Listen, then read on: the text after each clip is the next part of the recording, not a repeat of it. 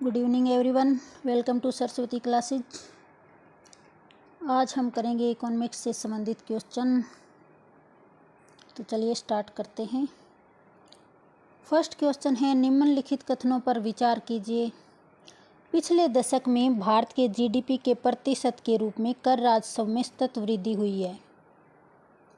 और दूसरा है, पिछले दशक में भारत के जीडीपी के प्रतिशत के रूप में राजकोषीय घाटे में सतत वृद्धि हुई है। तो इसमें से कौन सा सही है वो आपको बताना है।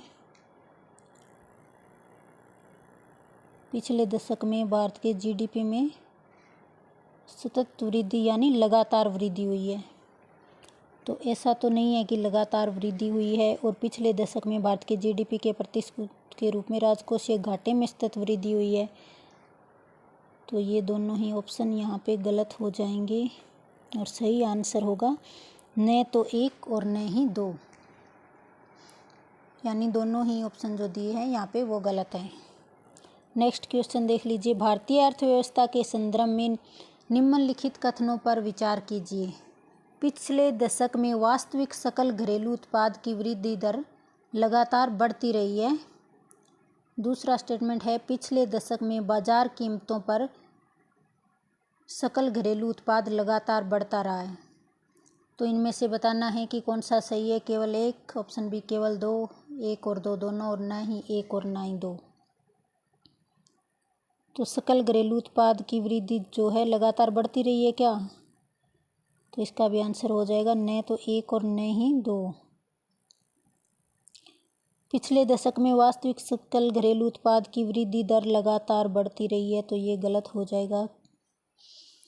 पिछले दशक में बाजार कीमतों पर सकल घरेलू उत्पाद लगातार बढ़ता रहा, ये भी गलत हो जाएगा, क्योंकि लगातार कैसे बढ़ सकता है। उतार चढ़ाव उसमें आते रहते हैं, कभी कम और कभी ज़्यादा। नेक्स्ट क्वेश्चन है, वर्ष प्रति वर्ष निरंतर घाटे का बजट रहा है। घाटे को कम करने के लिए सरकार द्वारा निम्नलिखित में से कौन सी कार्यवाही या कार्यवाहियाँ की जा रही है? तो ऑप्शन ए है राजस्व व्यय में कमी लाना। दूसरा स्टेटमेंट है नई कल्याणकारी योजनाएं आरंभ करना, उपदानों का एकत्रीकरण करना। चौथा है उद्योगों का विस्तार करना। तो इनमें से बताना है कि कौन सा सही है। केवल एक और तीन, केवल दो और तीन, केवल एक या चारों सही है। प्रतिवर्ष जो है वर्ष प्रति वर्ष निरंतर घाटे का बजट रहता है, तो इसके लिए सरकार क्या कर रही है? तो इसका सही आंसर हो जाएगा एक और तीन। ऑप्शन नंबर ए इसका सही आंसर है, यानी राजस्व व्यय में कमी और उपदानों का एकत्रीकरण करना। अब नई कल्याणकारी योजनाएं आरंभ करना, इसका बजट से कोई इसका लेन देन नहीं होगा। और उद्योगों का विस्तार करना, बजट में कमी लाने के लिए क्या कर रही है? राजस्व के व्यय में कमी ला रही है और जो सब्सिडी है उनका एकत्रीकरण करना। एक और तीन इसमें सही हो जाएंगे। चौथा क्वेश्चन है, किसी अर्थव्यवस्था में यदि ब्याज की दर को घटाया जाता है तो वह, ऑप्शन ए है अर्थव्यवस्था में उपभोग व्यय घटाएगा, सरकार के कर संग्रह को बढ़ाएगा। ऑप्शन सी अर्थव्यवस्था में निवेश को बढ़ाएगा। और ऑप्शन डी है अर्थव्यवस्था में कुल बचत को बढ़ाएगा। यदि अर्थव्यवस्था में ब्याज की दर को घटाया जाता है, अगर ब्याज कम लगेगा तो लोग बैंकों से अधिक पैसा लेंगे और अर्थव्यवस्था में अधिक निवेश करेंगे। तो इसका सही आंसर होगा ऑप्शन नंबर सी, अर्थव्यवस्था में निवेश के व्यय को बढ़ाएगा। ऑप्शन सी इसका सही आंसर हो जाएगा। पांचवा क्वेश्चन देख लीजिए। पांचवा क्वेश्चन है, निम्नलिखित में से किस एक का अपने प्रभाव में सर्वाधिक स्फीतिकारी होने की संभावना है? लोकरण की चुनौती का, ऑप्शन बी है बजट घाटे के वित्तीय के लिए जनता से ऋणदान। ऑप्शन सी बजट घाटे के वित्तीयन के लिए बैंकों से ऋणदान। या ऑप्शन डी बजट घाटे के वित्तीयन के लिए नई मुद्रा का सृजन। तो किस एक का है अपने प्रभाव में सर्वाधिक स्फीतिकारी होने की संभावना? तो इसका सही आंसर होगा बजट घाटे के वित्तीयन के लिए नई मुद्रा का सृजन। ऑप्शन नंबर डी हो जाएगा इसका सही आंसर। छठा क्वेश्चन है, भारत में घाटे की वित्त व्यवस्था किसके लिए संसाधनों को बढ़ाने के लिए उपयोग की जाती है? जो घाटे की व्यवस्था है वो किस लिए संसाधनों को बढ़ाने के लिए उपयोग की जाती है? आर्थिक विकास के लिए, सार्वजनिक ऋण को चुकाने के लिए, भुगतान शेष का समायोजन करने के लिए या विदेशी ऋण कम करने के लिए? तो जो घाटे की व्यवस्था है वो आर्थिक विकास के लिए उपयोग की जाती है। आर्थिक विकास के जो संसाधन होते हैं ना उनको बढ़ाने के लिए घाटे की वित्त व्यवस्था उपयोग की जाती है। सातवां क्वेश्चन देख लीजिए, निम्नलिखित में से किन परिस्थितियों में पूंजीगत लाभ हो सकता है? जब किसी उत्पाद के विक्रय में वृद्धि हो, जब किसी संपत्ति के मूल्य में प्राकृतिक वृद्धि हो, जब आप कोई रंग चित्र खरीदें और उसकी लोकप्रियता बढ़ने के कारण उसके मूल्य में वृद्धि हो। इसमें से कौन सा सही है? केवल एक, केवल दो और तीन, केवल दो और डी 1, 2, 3 तीनों सही हो सकते हैं। तो इसका सही आंसर हो जाएगा ऑप्शन नंबर बी यानी 2 और 3। तो पूंजीगत लाभ कब होता है? जब किसी संपत्ति के मूल्य में प्राकृतिक रूप से वृद्धि होती है या जब आप कोई रंग चित्र खरीदें और उसकी लोकप्रियता बढ़ने के कारण उसका मूल्य में वृद्धि हो जाए। यहाँ पे कोई भी चीज़ हो सकती है रंग चित्र की जगह। क्वेश्चन नंबर 8 देख लीजिए, निम्नलिखित कथनों पर विचार कीजिए। भुगतान प्रणाली आंकड़ों के भंडार के संबंध में भारतीय रिजर्व बैंक के हाल का निर्देश, जिसे प्रचलित रूप से डेटा डिटेक्ट के रूप में जाना जाता है, भुगतान प्रणाली प्रदाताओं को समादेशित करता है कि वे यह सुनिश्चित करेंगे कि उनके द्वारा संचालित भुगतान प्रणालियों से संबंधित समग्र आंकड़े एक प्रणाली के अंतर्गत केवल भारत में भंडारित किए जाएं। दूसरी स्टेटमेंट है, वे यह सुनिश्चित करेंगे कि इन प्रणालियों का स्वामित्व और संचालन सार्वजनिक क्षेत्र के उद्यम ही करें। और तीसरा है, वे कैलेंडर वर्ष की समाप्ति तक भारत के नियंत्रक एवं महालेखा परीक्षक को समेकित प्रणाली लेखा परीक्षा रिपोर्ट दें। तो उपयुक्त में से कौन से सही हैं? केवल एक और दो, केवल तीन या तीनों ही सही हैं? तो यहाँ पे भुगतान प्रणाली आंकड़ों के भंडारण के बारे में जो भारतीय रिजर्व बैंक ने हाल पिछले वर्षों में जो निर्देश दिए हैं डाटा को डिटेक्ट करने का, तो उसमें क्या क्या निर्देश दिए गए हैं ये हमें बताना है। तो इसका सही आंसर है केवल एक।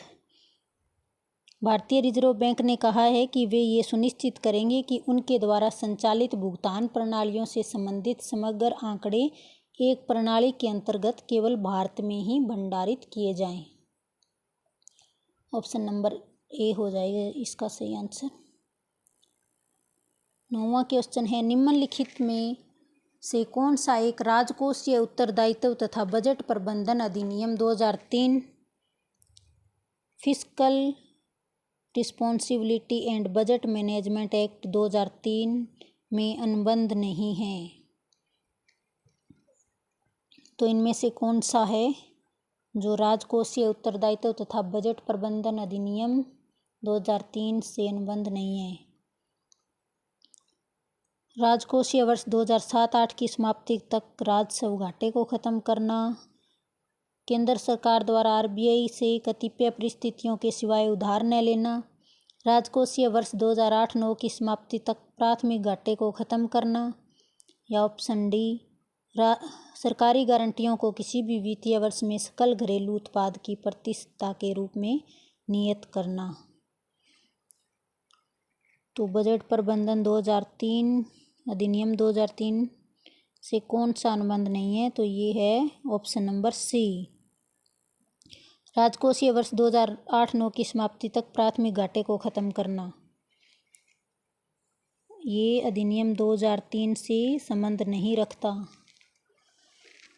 बाकी तीनों की तीनों स्टेटमेंट जो हैं बजट प्रबंधन अधिनियम 2003 से संबंधित हैं। निम्नलिखित कथनों पर विचार कीजिए। भारतीय रिजर्व बैंक भारत सरकार की प्रतिभूतियों का प्रबंधन और प्रायोजन करता है, किंतु किसी राज्य सरकार की प्रतिभूतियों का नहीं। दूसरा स्टेटमेंट है, भारत सरकार कोष पत्र जारी करती है और राज्य सरकारें कोई कोष पत्र जारी नहीं करती। कोष पत्र ऑफर अपने सममूल्य से बट्टे पर जारी किए जाते हैं।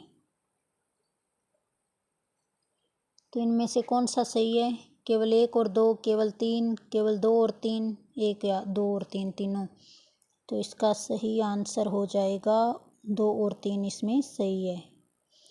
भारतीय रिजर्व बैंक भारत सरकार की प्रतिभूतियों का प्रबंधन और प्रायोजन करता है, किंतु किसी राज्य सरकार की प्रतिभूतियों का नहीं। ये स्टेटमेंट गलत हो जाएगा। दूसरा है, भारत सरकार कोष पत्र जो ट्रेजरी बिल है वो जारी करती है और राज्य सरकारें कोई कोष जारी नहीं करती।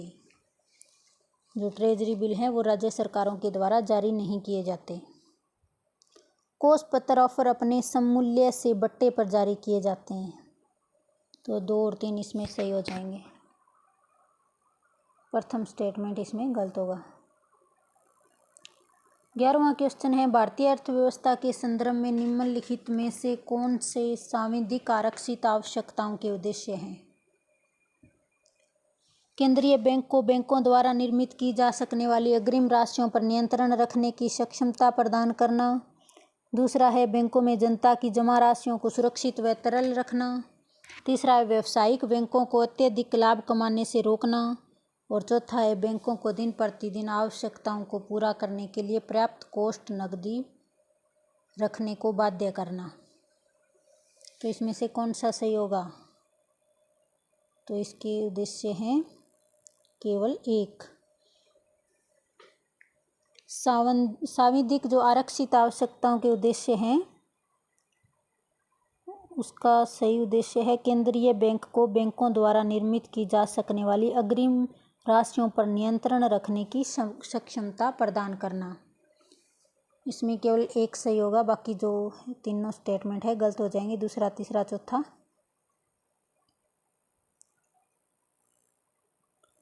12वां क्वेश्चन है, निम्नलिखित में से किन के परिणाम स्वरूप अर्थव्यवस्था में मुद्रा आपूर्ति में वृद्धि होती है? अर्थव्यवस्था में मुद्रा आपूर्ति की वृद्धि कैसे होती है? ऑप्शन स्टेटमेंट 1 है, केंद्रीय बैंक द्वारा लोगों से सरकारी प्रतिभूतियों का क्रय। दूसरा है, लोगों द्वारा वाणिज्यिक बैंकों में जमा की गई करेंसी। सरकार द्वारा केंद्रीय बैंक से लिया गया ऋण। केंद्रीय बैंक द्वारा लोगों की सरकारी प्रतिभूतियों का विक्रय। तो अर्थव्यवस्था में मुद्रा आपूर्ति में वृद्धि कैसे होगी?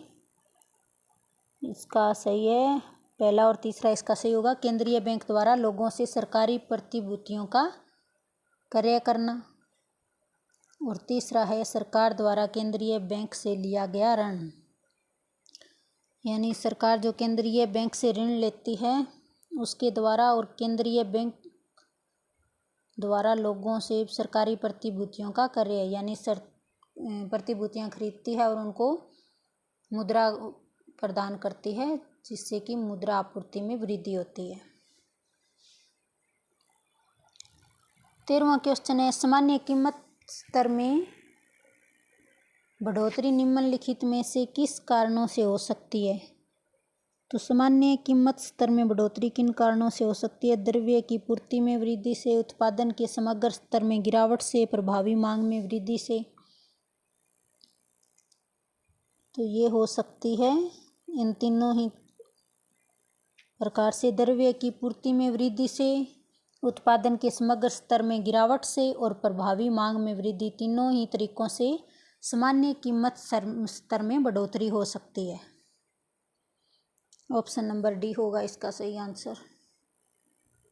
14वां क्वेश्चन देख लीजिए, ग्रामीण परिवारों को निम्नलिखित में से कौन सीधी ऋण सुविधा प्रदान करते हैं?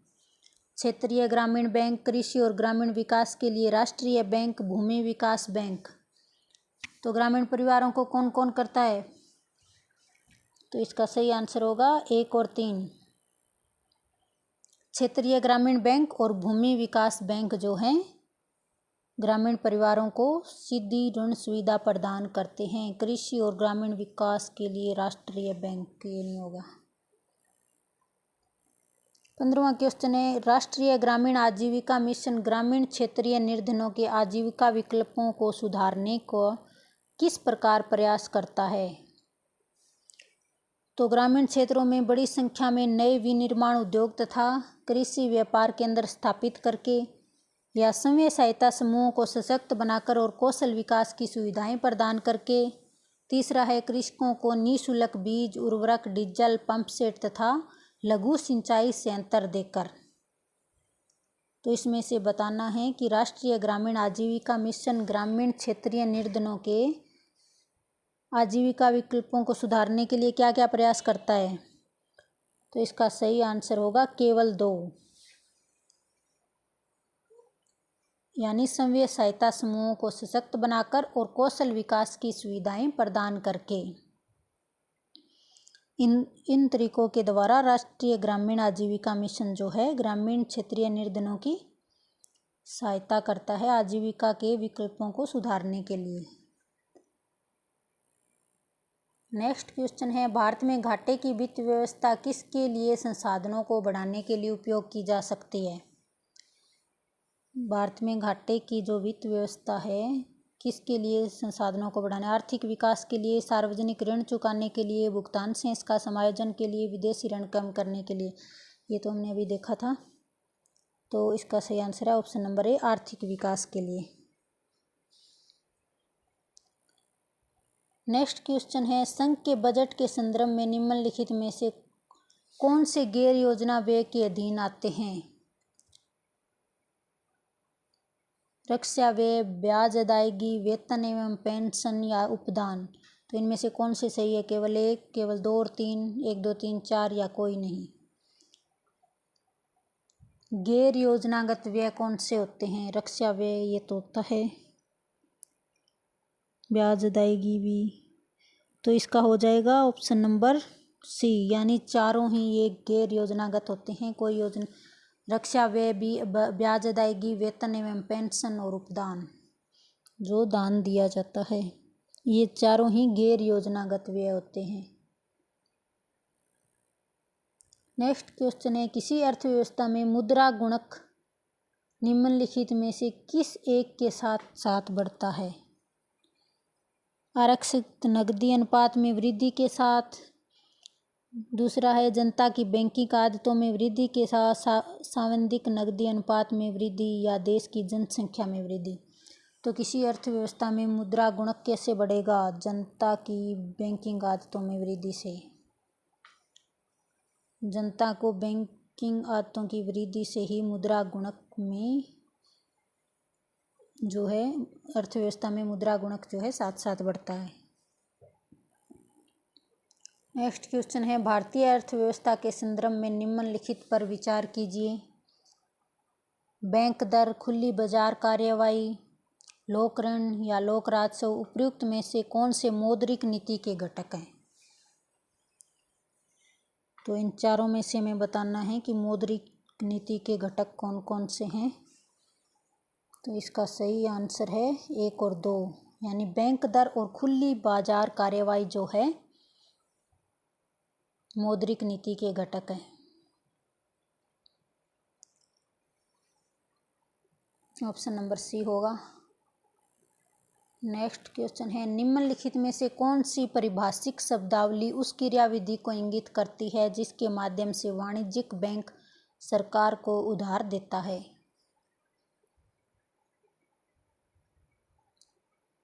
नकदी उधार अनुपात, ऋण सेवा दायित्व, तरलता समायोजन सुविधा, सांविधिक तरलता अनुपात। तो इन चारों में से कौन सी शब्दावली उस क्रियाविधि को इंगित करती है जिसके माध्यम से वाणिज्यिक बैंक सरकार को उधार देता है?